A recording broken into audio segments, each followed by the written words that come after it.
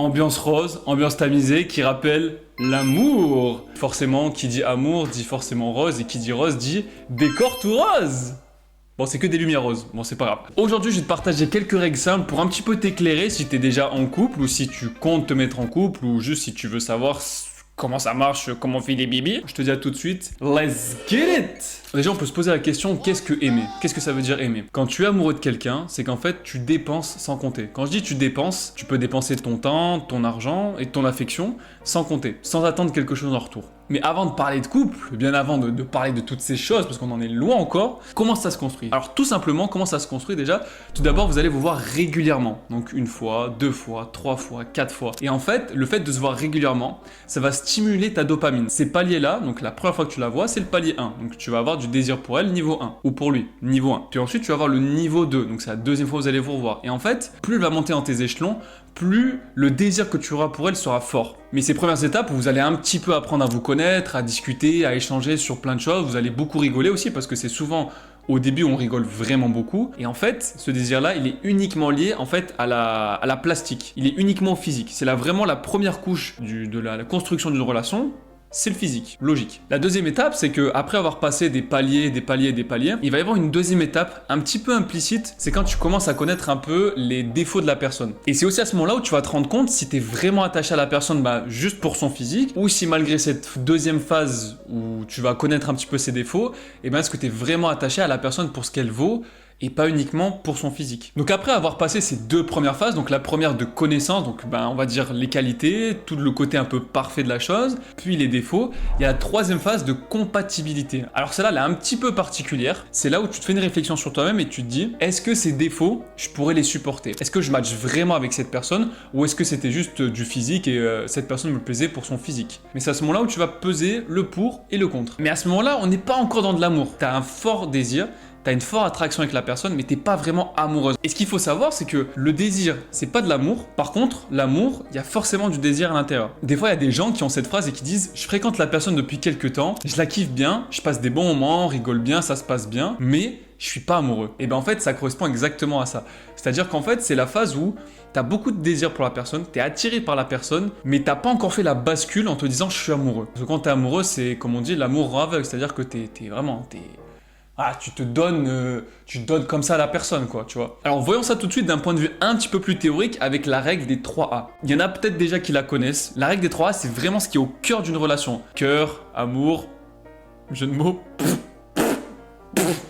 Sinon, honnêtement, pour moi, si ta relation, ou en tout cas ta future relation, ne respecte pas les 3A, basta, tu peux arrêter ta relation, c'est terminé, ciao. Alors pour ceux qui ne connaîtraient pas du coup la règle des 3A, je vais vous expliquer tout de suite. Tout d'abord, la règle des 3A sont composées de 3 mots, donc on va les voir petit à petit. Le premier A, c'est attraction. Dans l'attraction, c'est un petit peu ce que je disais tout à l'heure, en fait. L'attraction, c'est vraiment ce qui est lié au physique. Est-ce que la personne que tu as en face de toi, tu la trouves jolie? Une fois que tu trouves cette personne jolie, tu as de l'attraction pour cette personne. Tu es attiré par cette personne. Le deuxième A, c'est l'affection. L'affection, c'est ce qui est lié un petit peu plus au cœur. À ce moment-là, c'est quand tu as des sentiments pour la personne. C'est-à-dire que la personne, dans sa façon d'être, elle te plaît. C'est une connexion entre ton âme et la sienne. Et enfin, le troisième et le dernier très important A, c'est, je te laisse le deviner dans les commentaires.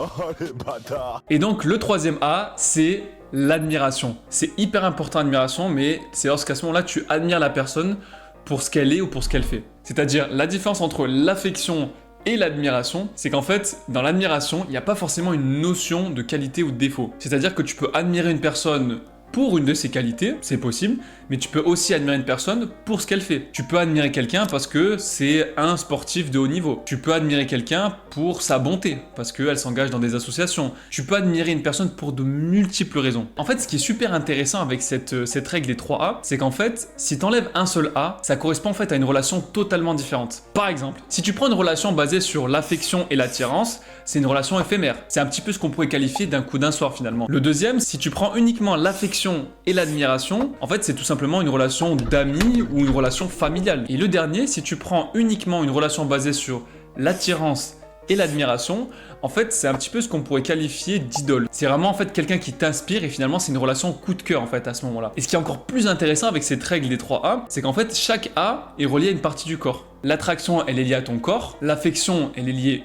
uniquement par ton cœur, par les sentiments que tu as pour la personne. Et l'admiration, c'est lié à ton cerveau. En fait, cette règle des 3A, elle peut construire vraiment une très bonne base pour ton couple. Déjà, c'est un très bon début. Si déjà vous avez les 3A, parce qu'il faut que ce soit de ton côté et de son côté, à lui ou à elle, on est inclusif, on n'oublie personne. Mais, parce qu'il y a un mais, il n'y a pas uniquement les 3A. Et d'après la sexologue Thérèse Argot, qui est très connue sur les réseaux, elle a fait une interview avec Guillaume Play sur Légende, où elle parle en plus de la règle des 3A, elle parle de la règle des 5 R. Je te laisse écouter. C'est pas parce que tu aimes la personne et que la personne t'aime que c'est la bonne personne pour toi. Et ça, c'est l'autre règle. Alors, je donne ça, c'est un moyen mémotechnique. C'est la règle des 5 R.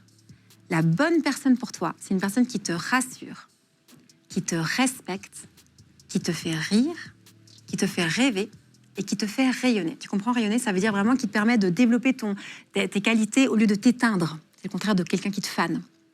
Et pose-toi la question, est-ce que cette personne, elle est bonne pour moi?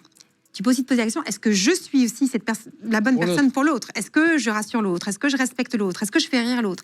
Est-ce que je fais rêver l'autre? Et est-ce que je la fais rayonner ou je le fais rayonner? Entre la règle des 3A, la règle des 5R, tu dois être en train de te dire que je suis fou. Mais je vais aller encore plus loin que ça. Je vais aller même dépasser les théories d'une sexologue. Je suis un malade. Je suis un malade. Je vais te poser une question, tu vas comprendre et ça va te paraître très clair. Tu as peut-être déjà entendu, c'est la bonne personne, mais pas le bon moment. Et ouais, version 10 mai, on va plus loin. On va plus loin les mecs. On dépasse nos croyances limitantes. C'est le timing de ta vie. Exemple concret, tu te mets en couple avec cette personne. Vous entendez bien, la relation est forte, il n'y a aucun souci. Mais toi, ton rêve, c'est de partir travailler en Australie. Elle, son rêve, c'est d'apprendre l'espagnol au Mexique. Et bien peut-être que vous allez être séparés pendant plusieurs mois, voire plusieurs années.